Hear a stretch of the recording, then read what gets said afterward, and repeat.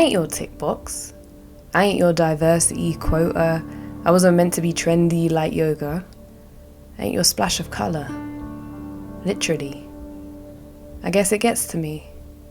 Because my lived experience was never a ratio, a percentage, an incentive not to be offensive. But it is. Yes, representation matters, but I'm not always flattered when I walk into a room that is a sea of white. And I'm only there because the balance wasn't right. There is power in truth, and if the truth be told, insidious forms of prejudice are getting pretty old.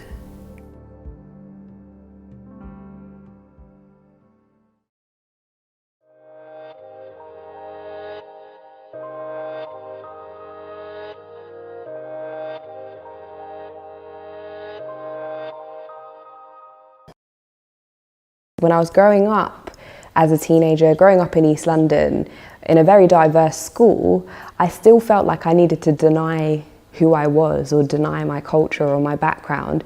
And it's only as I got older, probably around the time of kind of university and in my early 20s, that I actually understood what being a Punjabi meant, what being a South Asian meant, or what being a Sikh Punjabi meant. Like, I only really understood that in my early 20s and not so long ago. And that is a process I went through with my poetry, but I'm also going through with my family and with my mum and with my dad. And my poems also share a lot of their migration story about when my granddad first migrated here in the early 60s, what their journey was like and how that has now impacted who we are today as kind of second and third generation. Something opened at that point. If you're wearing bindis to Coachella because it looks cool, without any understanding of what it is or where it comes from, that's what's problematic, and that's what we need to start changing. And that's not only the South Asian culture, we've seen it happen to Black culture, perhaps more so, and it's been happening for longer for them. In America, obviously, Native Americans, it's been happening for their culture and their context as well. And it's painful when you see these things as costumes, or you see these things being worn on like Halloween. Like, that is painful for these people that for years and years and years and decades it's been seen as something they needed to hide because they felt they needed to assimilate into society because they were going to be ridiculed for it. And now it's been taken away from them, and now it's being kind of, it's now a commodity, people making money out of it.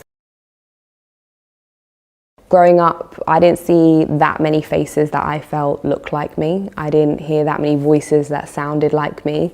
Often growing up, it was usually in comedy or satire that we'd see women, Asian women. And even now, I don't feel like we're fully being represented. There's such a spectrum of amazing South Asian women doing so many amazing different things, but I don't essentially think they've been shown in the mainstream that much yet. I think we're getting there.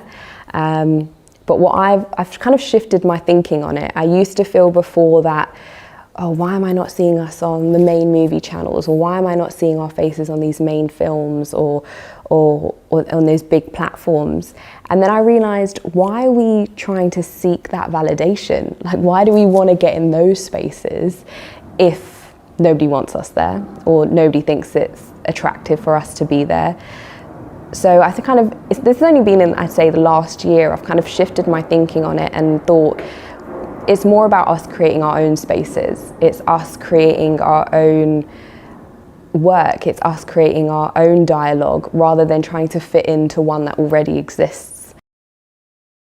Something about me wanted to challenge stuff that I'd already learned, especially in school. The history curriculum back then and even till today is very Eurocentric. It is very white. It is very male dominated. And there is nothing of histories of people of colour. There is nothing of histories of women or women of colour. It may be one section in a textbook, and it's up to that particular teacher how much time they spend on that or how much depth they give to that. And it was only when I got to degree level that I was like, okay, what I've been told about the world around me or what I thought I understood about the world around me is not completely true. And that's when I started to want to learn more about who I was, about where I come from, especially being from Punjab and having my family come from Punjab and migrate here. Understanding the context of Punjabis and our history was very important to me at that time. I learned a lot about Indian independence. I didn't know that much about partition. It was stuff I'd heard my granddad talking about, stuff I'd heard my family talking about, but I'd never actually learnt about it as a historian. So I started to read up on partition, I started to read up on Indian independence, and realised that for my community, Indian independence was nothing to celebrate. Partition ended up displacing millions of people, ended up being the biggest mass migration in human history, and thousands of people lost their lives. And for the Punjabi community since then, we've been lost. We essentially don't have a homeland, and essentially we don't know our history or who we are, or where we belong. And as I started learning that as a historian, it then changed who I was as a person completely, and my perception of the world. As well as dealing with all that, as a Punjabi, I was also dealing with being a brown woman, about how we're perceived in society and how we're treated in society, as lower class citizens, as a voiceless community, as people that are seen and not heard. I was trying to navigate all of that, and that was actually at the same time I started going through a pretty dark period of depression as well. And all these things are like cycling through my head, and I'm trying to process this all pretty much on my own at that time as well. And then my poetry ended up being the outlet for a lot of those things. 47. Let's talk about that year. That year that our soil became so rich with tears, because as it appears the decision had been made. Muslims there, Hindus there, and well, Sikhs, you can end up anywhere. Forget your forefathers, son. What defines them means nothing now. You can watch the setting of the sun on your side, behind your line. Put down your shotgun. Leave it there with your zameen. 14 million. 14 million uprooted from their homes like roots of a tree ripped out of the ground that they belong to. And it won't be long before they make weak out of the strong, remove them, displaced. Son, please let go of that embrace. This is not your home anymore. You can watch the kite soar on your side, behind your line. We didn't even have a chance to fight a war. We didn't even have a chance for our lions to roar, because we were all so sure that independence is here. That's not independence, my dear. That's a remembrance that colonialists will rule us and always will. Like a pill, drugging us with opium till we were too blind to see our worth. And here we are crying for a rebirth, a change. Oh, isn't that strange? This was meant to be for our own good. This was meant to be what we want. I see a corpse-filled train. Now tell me, how will I explain that their bodies were refrained from being cremated? How will I get into their brains that their skin and their names couldn't mix with the rain and flow with the rivers of my Punjab? 5 rivers, yet 2 are here and 3 are exclusively there. Now tell me, how is that fair? As you sit every day at the border and you cheer, border, border, bringing some world order, losing more than 3/4, burn down those borders. This wasn't migration, this was mass movement, this wasn't an improvement. Please, my dear, just give me your ear. Blood is still spilling in the lands of Kashmir. Wake up from this illusion of independence and freedom, or continue to sleep on in this nightmare. Because we have been living in a lie since that very year, 47.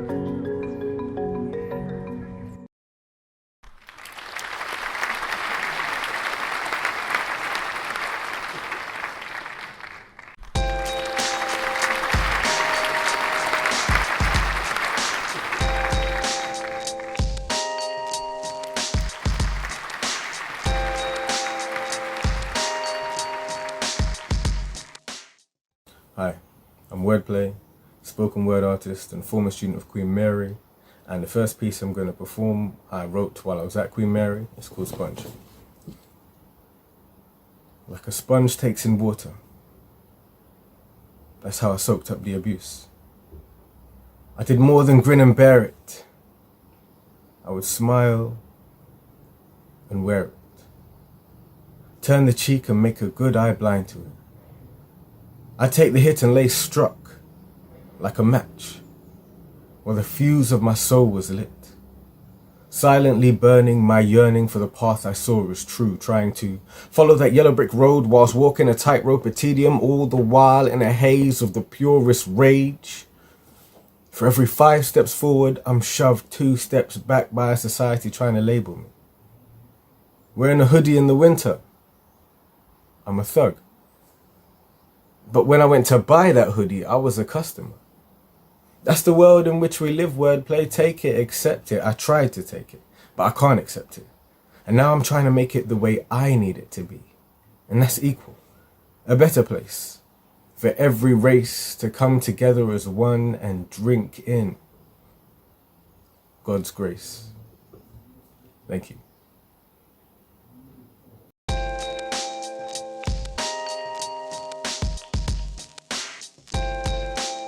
Hi guys, wordplay again. This is from my graphic novel Winter Solstice. Check it out, I think you'll love the story. I know I would love the support. My next piece is called My Rhymes, and it's just about why I do it. If in the beginning was the Word, does that mean that my rhymes are the Bible?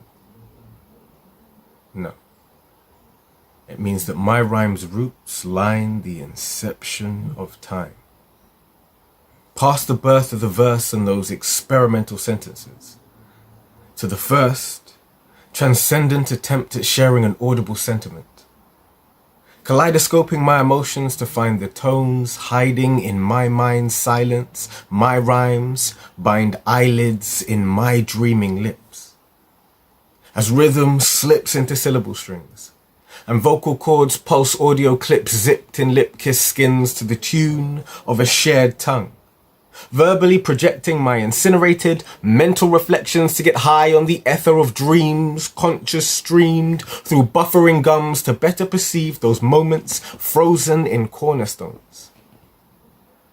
My rhymes blow smoke signals through broken bones to secrete cerebral secrets in the marrow of spinal binary and ethereally decipher me.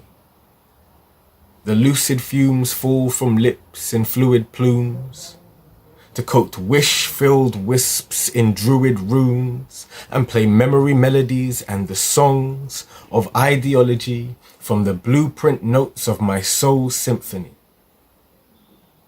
But if you can't hear the music of my orchestrated respiration exhaled as vapor paintings to comic strip the breath of me, then feel my pulse, for I am only rhyming what my heart beats. Thank you.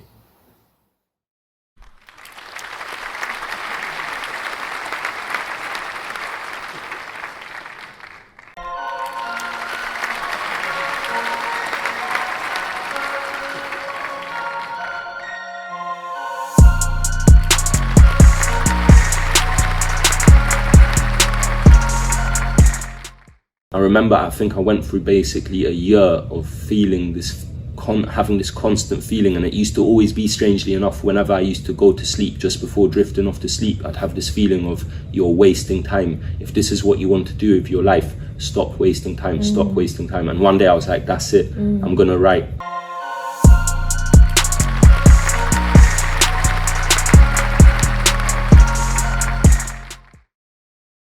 When I was 13 years old, I knew I wanted to be a writer, and I knew I wanted to write books. And I remember at the age of 13 starting to write this epic novel about the First World War, I guess, set in the trenches of the Somme.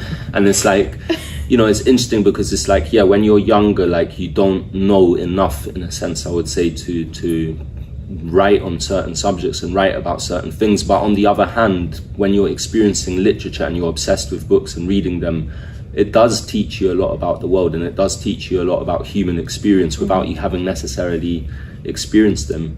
In terms of the book itself, the book that I've written, like I was always saying to my friends when I was involved in that lifestyle that's represented in the book, I was like, one day I'm going to write a book about all of this. And one of the things that happened is when the book came out, I got all these messages from friends, and they were like, you finally did it, like, and they were all saying like, we remember how you kept saying one day I'm going to write a book about this. And so that was always there. And also while I was living that lifestyle, I used to obsessively record events as they happened, because I was like, I'm not going to remember this accurately in the future. Or conversations which would be very surreal. Like I remember this conversation that I had with a barrister in court, and he was saying basically how, because I'd been to prison before, he was like, if you go to prison again, it won't kill you. And he was like, you should just get 6 lashes, which I thought was like really funny, old school kind of mentality.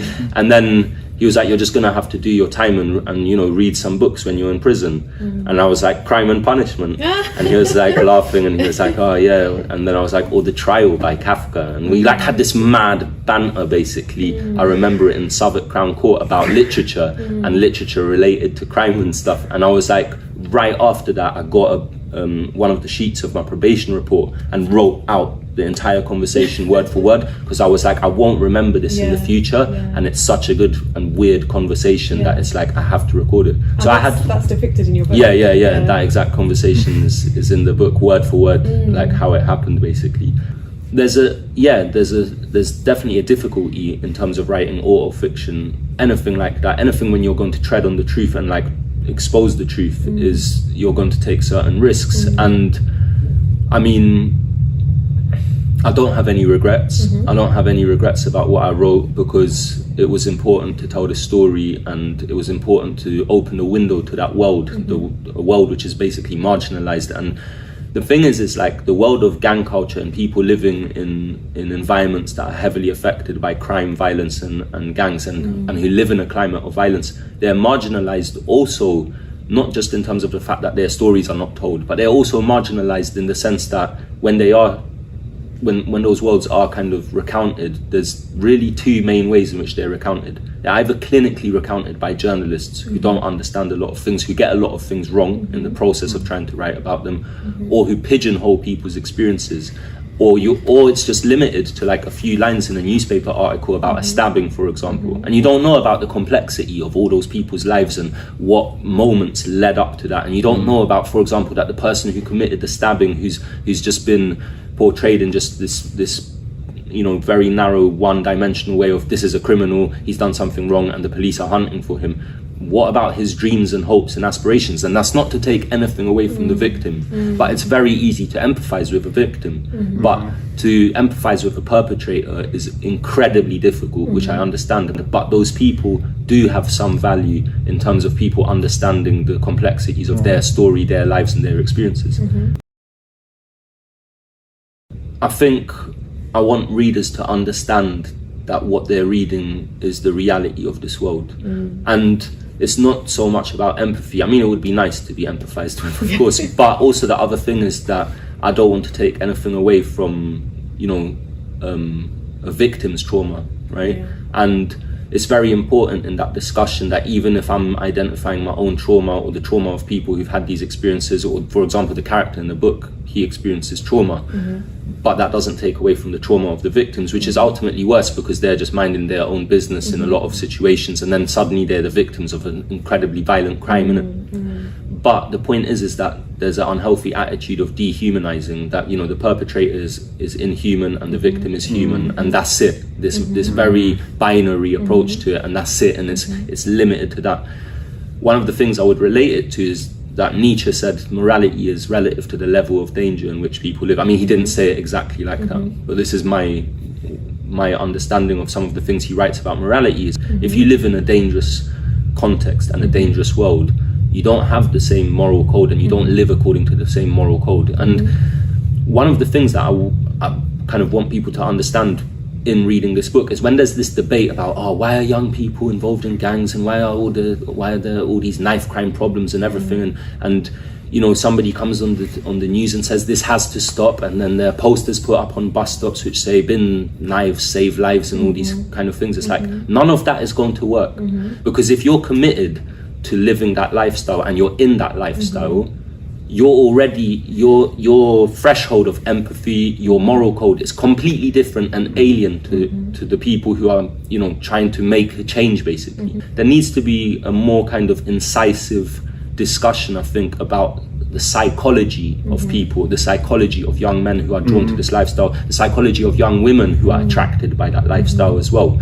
So, and I think that's kind of part of the very important thing about my book, which I want people to understand. My book, ultimately, in terms of people empathizing with the character, is, you know, some people will empathize and some people won't, and some people will find it, you know, reprehensible, although there are also layers of humanity within there that people should be able to see, and they should be able to see through the violence to the humanity beneath it.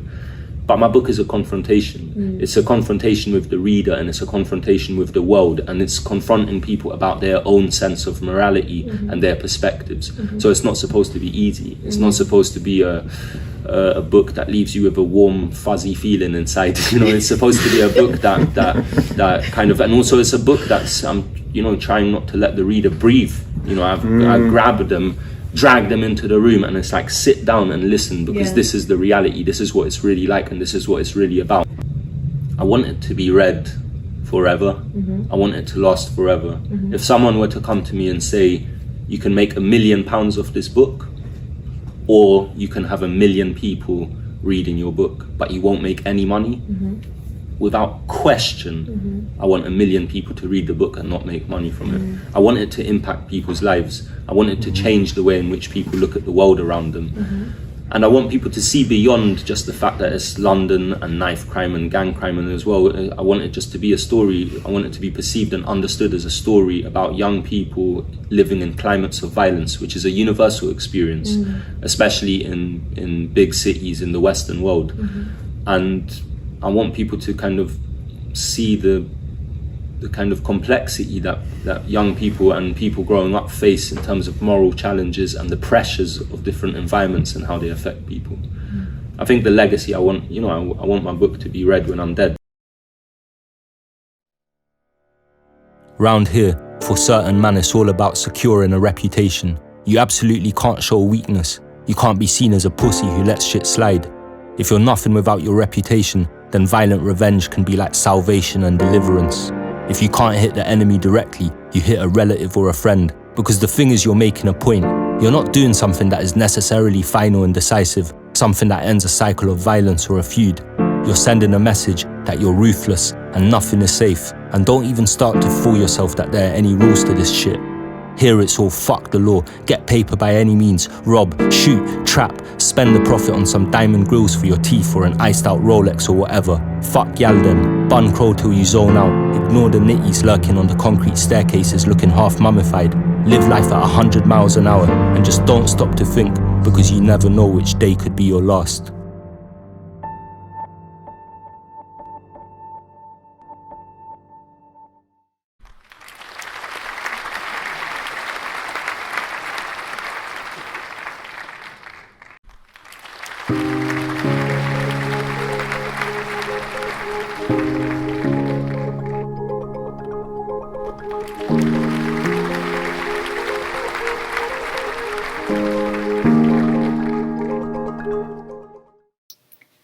Hello, my name is Fathima Zahra and I'm a poet. I was a student at Queen Mary from 2017 to 2020, and I'm so grateful to be a part of this program today. Working with different student societies during my time there honestly gave me so much space to experiment and lean more into my interests, and it gave me the space to run my first ever writing workshop, and I cherish that. I grew up across Saudi Arabia and India before I moved to England, so in my writing I explore the ideas of belonging and home and identity. I'll be reading 2 poems to you today. The first one is called Litany of Three Homes. 1. We made dupatta forts and palaces out of the 4 rooms, my siblings trailing after each other as we run across imaginary playgrounds of Grimm's fairy tales. The apartment on the first floor in the sand-coated building shrinks around us. We sprout inches. Friends scrunch their nose when they walk into the room that once held the 4 of us and all our stuffed toys. 2. I spent my first weekend throwing up in the bathroom with the white tiles and the frosted glass door. Pizza and blue pills that were supposed to help with the food poisoning, all swirling.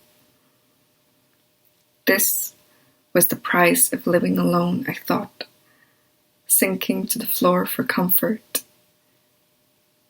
Each night I carried remnants of my day into sleep. A midnight drive into the mountains, an imagined kiss, cries stifled by the pillows. The bed grows heavy with my secrets. Ma doesn't recognize me when she flies down to deliver me from my madness. 3. I remember an abandoned runway in the middle of our flat. Dirty walls and tiles that I learned to walk on. This flat I only know from photographs and Uma's retellings of how she'd be on her knees scraping the dirt off the floor. I wince at every mention of my night-long crying and daylight tourney. How Mo would watch me snatch dolls away from my first best friend or take them apart. I wonder if she spoke to the walls back then.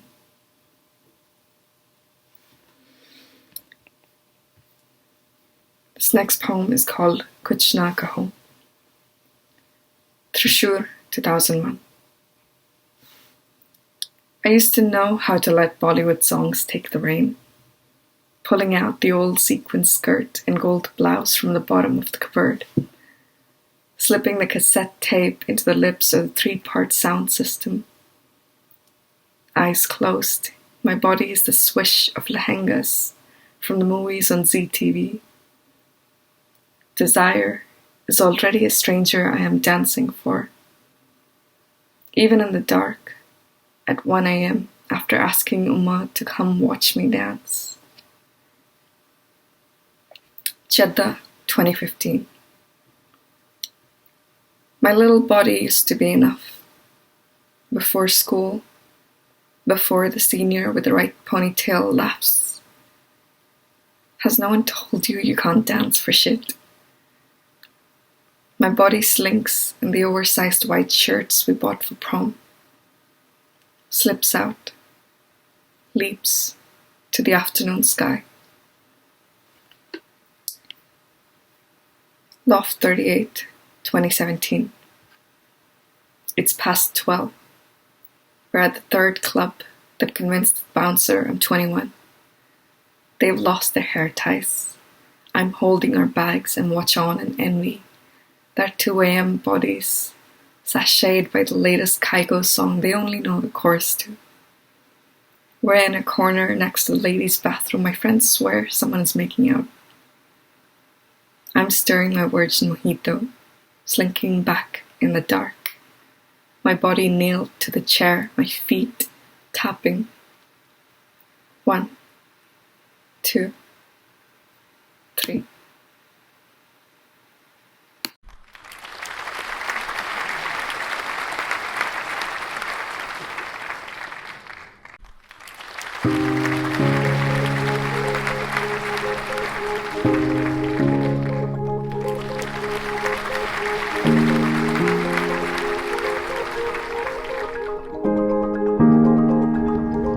Hello, I'm Kim Yudelowitz and I'm a comparative literature graduate from 2019. I'm going to be reading a few poems from my debut book of poetry, Dissect My Fragile Brain. Sadness worn like a veil, lifting momentarily when I resort to enveloping myself into the time when you were still here. A U-shaped space in my heart, that enlarges as time goes on. The territory belongs to you, irreplaceable and beyond repair. Love erupts through the emptiness and journeys around my body, resulting in tears. A bed of roses, that sweet smell of clove, that resonates in my mind with love, with you.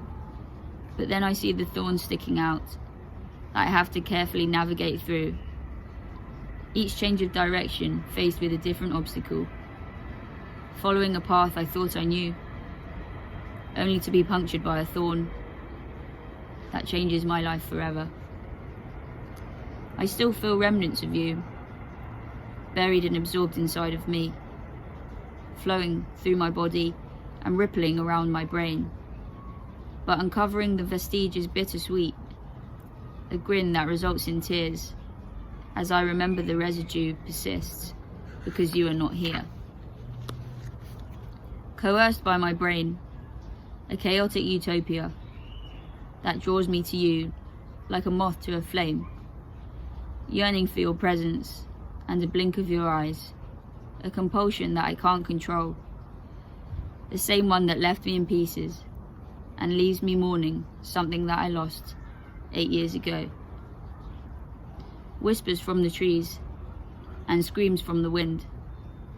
Regardless of the weather, the sound of you in my ears is always welcome. A tirade of feelings that sings a song of sensitivity, with sweetness alongside bitterness, following me like an apparition, pursing my susceptibility whilst we sing together. Thank you.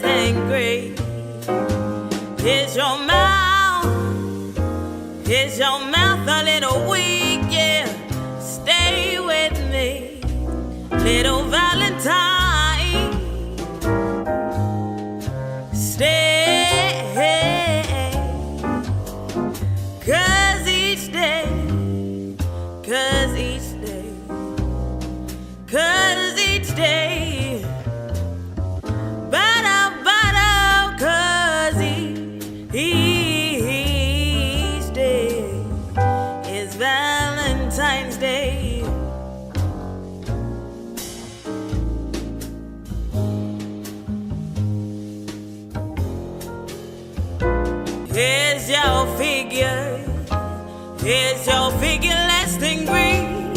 Here's your mouth a little weak when you open it to speak. Are you small? But don't change your head for me. Not if you care. Not if you care for me. Stay, little Valentine. Stay.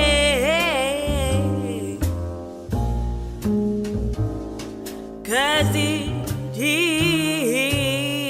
day is Valentine's Day.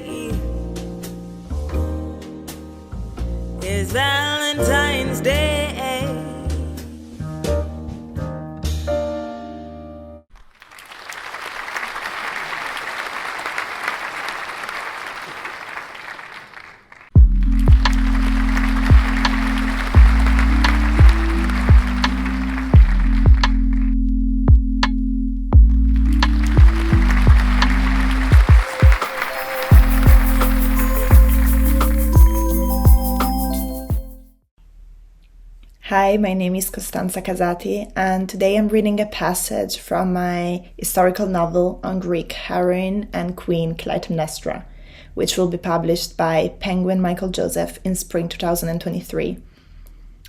Clytemnestra tells the story of one of the most controversial women from the Greek myth, as she rises to power in the world of Bronze Age Greece. Sister of Helen of Sparta, Clytemnestra famously murders her husband Agamemnon as he comes back from the War of Troy. Because of that, she has been hated and vilified for centuries. But actually, she was an incredibly fascinating character, someone who took part in the action as a warrior, as a power broker, as a queen. Despite the fact that this is the retelling of a very ancient tale, I believe that Clytemnestra is an incredibly modern character.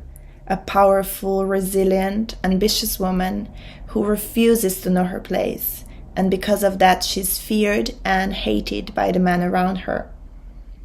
The passage I'm reading today is taken from the first part of the novel, and the characters featured are sisters Helen and Clytemnestra, their brothers Castor and Polydeuces, their parents Queen and King of Sparta, and Theseus, one of the most famous and celebrated Greek heroes. When Helen was 14, the hero Theseus came to Sparta for her. Word of his great deeds had been spreading throughout their lands for years. The fights against bandits around the dangerous roads to Athens, the killing of a king at the holy site of Eleusis. There was no greater honor than to catch the attention of such a man, so their father said. "What does he want from me?" Helen asked Leda. "I'm too young to marry." "He wants to take a look at you, that is all." "He thinks himself son of a god," Polydeuces said, snorting, "and so wants a divine wife for himself." Helen frowned. "I'm not divine," she said. Then she repeated, "And I'm too young to marry." Theseus arrived in Sparta accompanied by his friend Pirithous, prince of the Lapiths, a northern mountain tribe. Theseus was handsome like a god, while Pirithous had a thick beard and skin raw from the sun. They liked to speak of their adventures together, of how their friendship began after stealing a herd of cattle, of all the girls they seduced.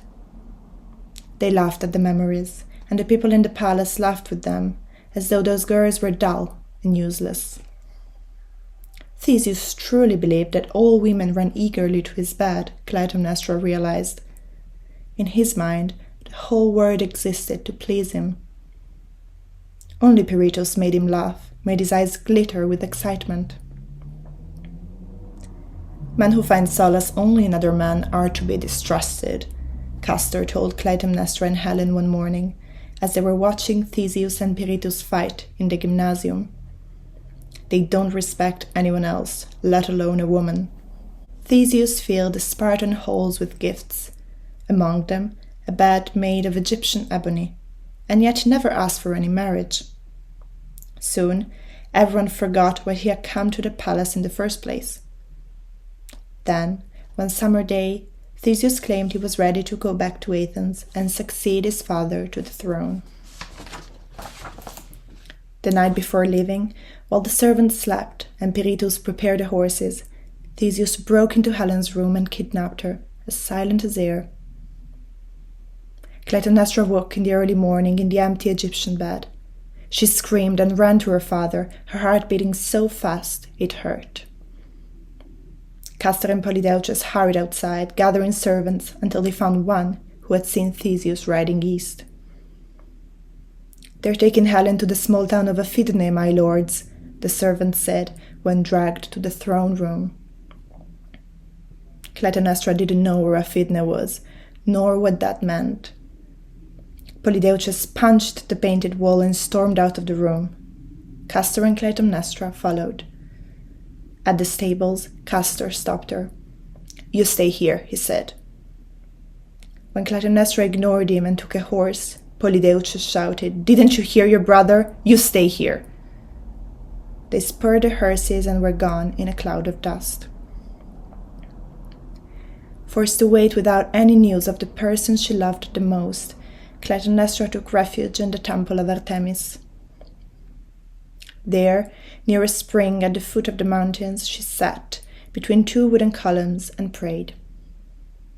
She was not very good at it because she was impatient. She gave up quickly and started wandering around the mud brick walls of the temple until she found her father talking to the priestess. "I don't understand why your sons went to fetch her, Tyndareus," the priestess was saying.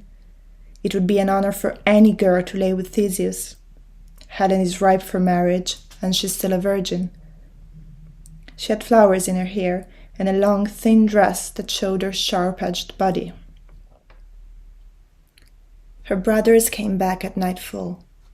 Helen was slumped over Polydeuces' horse, her head resting against her brother's back, her arms scratched. Clytemnestra was still in the temple with her father when she saw them coming. She had never prayed so much in her life.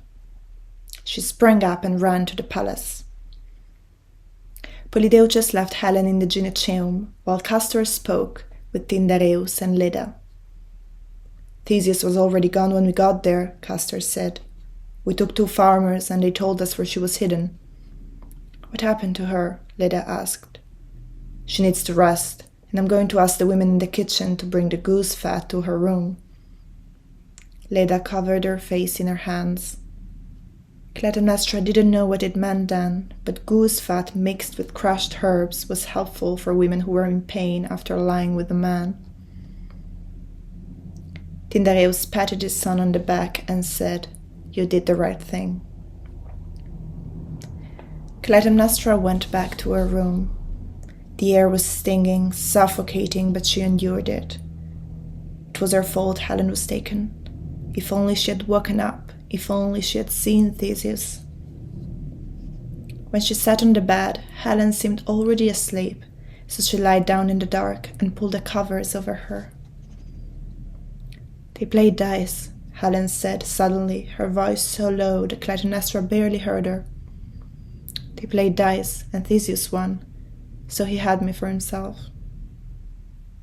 Clytemnestra stayed silent. She rolled over to Helen's side and put an arm around her. She forced herself to stay awake all night, and when dawn came, she finally collapsed, her arm numb but still wrapped around her sister. Thank you very much for listening. I hope you enjoyed this passage. If you want to know more about Clytemnestra and the novel, you can follow me on Instagram at Costanza Casati or at Young People Read, as well as on Twitter. Thank you.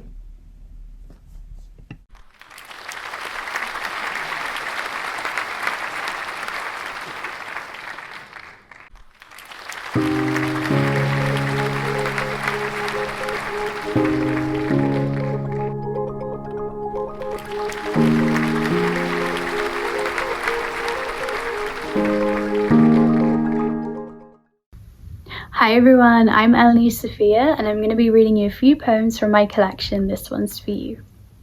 I dedicate this to you. This is your sign for new beginnings. This is your reminder of how special you are.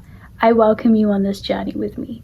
I wrote this for you to find solace in my words, for you to find comfort, for you to realize your potential, for you to remember how much power you hold within. May you keep rising. May you find your next love within yourself. May you find a home within yourself. May you reach such a level of self-love and awareness of your worth that no matter what anybody says or does, you will no longer fear even the thought of having to stand alone. May you enjoy your encounter and journey with this book. After all, this one's for you. I believe we all go through experiences in life so we can grow, evolve, learn, and therefore help others. This world is so magnificent and people need someone as significant as you. Create art, share it with the world. It is ultimately the living circle of humans. We experience, we may get hurt, we create art, we heal, and we help others. This is the beginning of a new, abundant, and satisfying life. But with this comes the beauty of patience, and with the virtue of patience comes faith. Many experiences enter our lives as catalysts for wonderful things to blossom, especially when you step out of your comfort zone, when you start doing things that scare you. The universe sees you releasing and trusting. It begins manifesting pleasing things in your favor. Everything significant begins through the beautiful act of faith. The fascinating aspects of faith teach you that no matter what you go through, the universe is always going to be there. It is similar to the force of gravity. It's always going to hold you down. Faith keeps you going and helps you evolve and helps you liberate yourself. Faith is beautiful. Hold on to it. Thank you.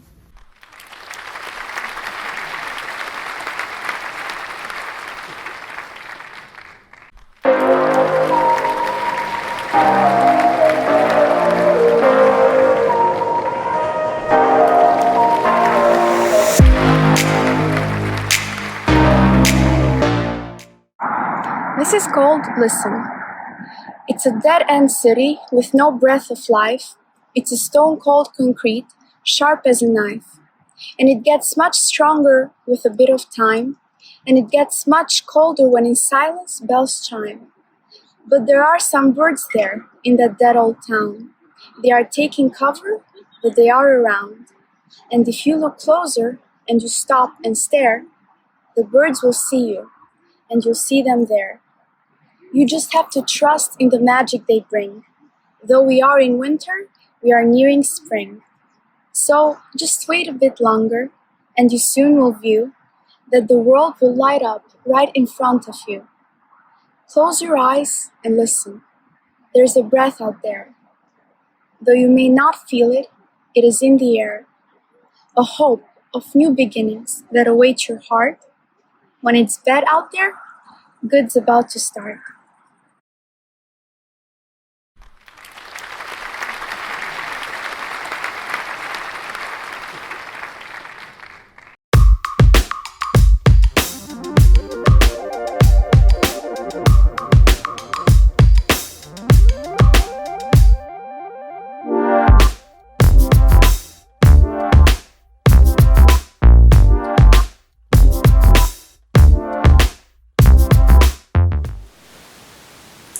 Hello, I'm F.A. Wadiai, and this is a reading of The Woman I Am Today.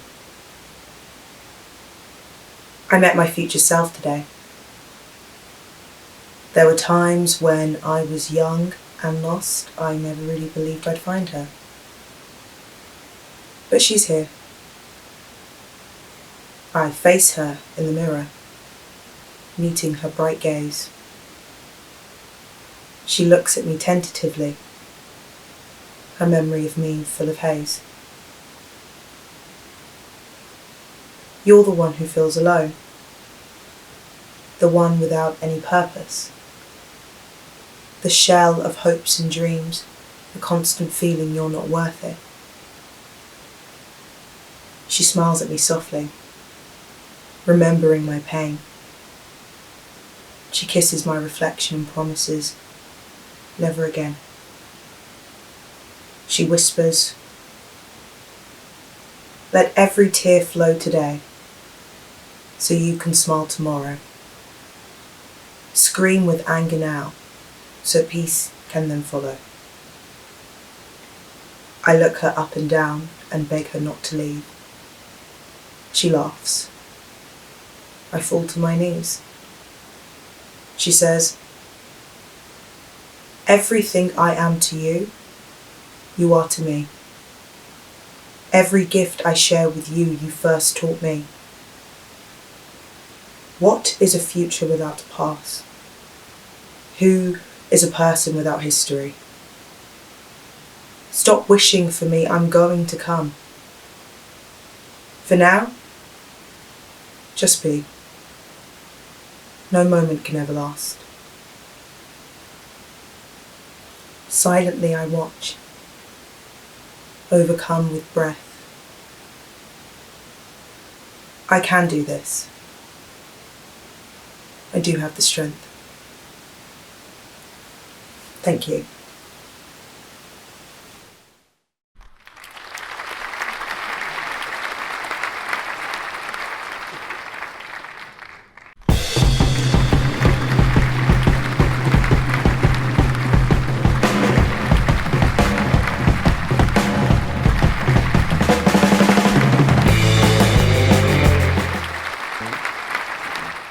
Too dark, Jamie's not close enough to Jamie, get in the center. spotlight. Okay. Okay. Should we do this? Hi, we're Project Culture. We're going to be playing our 2 singles, The Elephant Room and The Goal of the Sunrise. You can check them both out on Spotify. And also, you can still get tickets for our gigs at the Shacklewell Arms on Sunday the 20th of June and at the Victoria, they're both in Dalston, by the way, on Wednesday the 30th of June. Have a good festival, everyone. Do it again. Fair enough.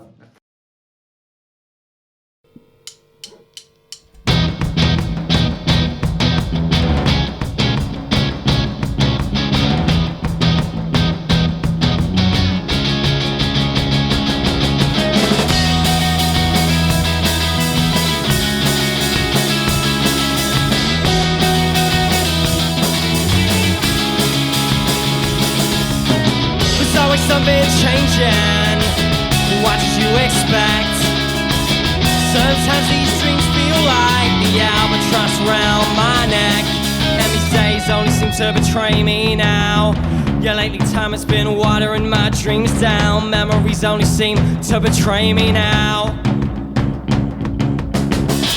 I won't show anybody what's in the other room. Turn a blind eye if you wanna.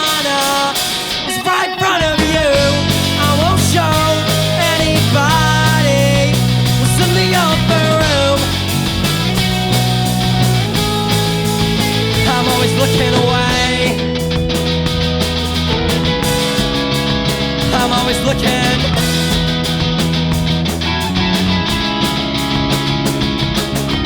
I gotta think for awkward silences, sticking like a sophomore. God, it never seems so obvious. Better settle as the barrel of a gun. And these spots always seem to betray me now. The things I hear when they think I'm still around.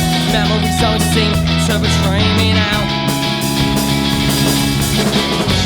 I won't show anybody what's in the other room. Turn a blind eye if you wanna. It's right in front of you. I won't show anybody what's in the upper room. I'm always looking away. Do I even cross your mind? Do you see me when I'm walking here at your side? It's not like I'm wanting out for much. I give you every opportunity.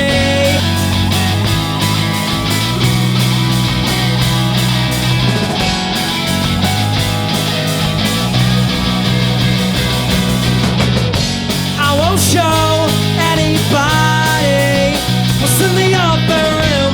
Turn a blind eye if you wanna. It's right in front of you. I won't show anybody what's in the upper room. I'm always looking away.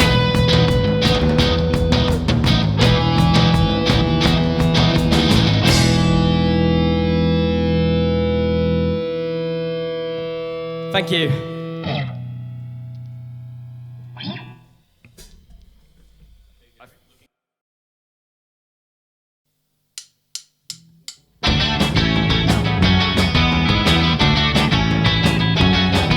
We're going with the sun in her eyes. Only she knows what she sees. Changing my life with the smile she gives. If only she knew what she does to me. I act absent-minded when she's walking by. It's things like these that made me sure that this is different to what I've felt before. But I know that these things take time. I ask myself, will this feeling grow? Is there any way that I could know? At least for now, I'll take things slow. You know, follow her wherever she may go.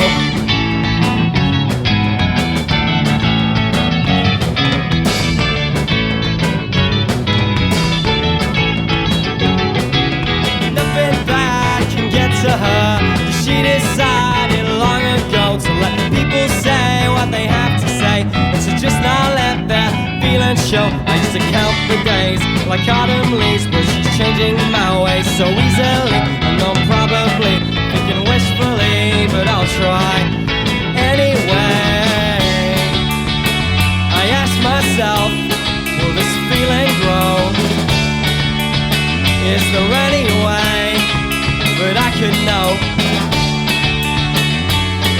for now, I'll take things slow. You know, follow her wherever she may go.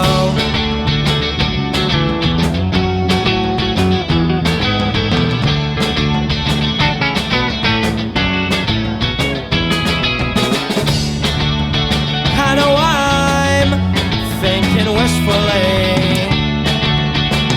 but I'll keep trying anyway.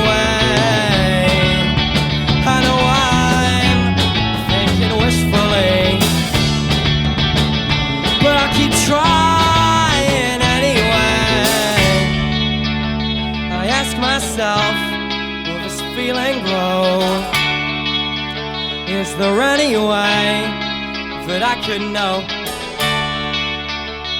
At least for now, I'll take things slow. You know, follow her wherever she may go. Thank you.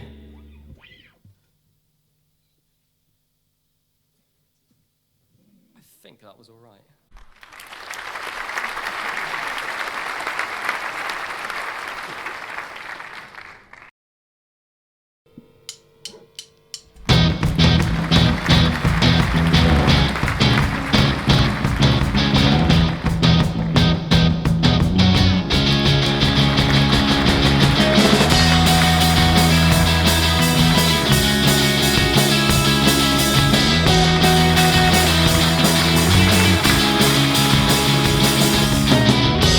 Something changing, what did you expect?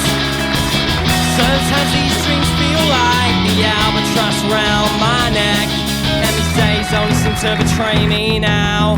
Yeah, lately time has been watering my dreams down. Memories only seem to betray me now. I won't show anybody what's in the other room. Turn a blind eye if you wanna. It's right in front of you. I won't show anybody what's in the other room. I'm always looking away. I'm always looking.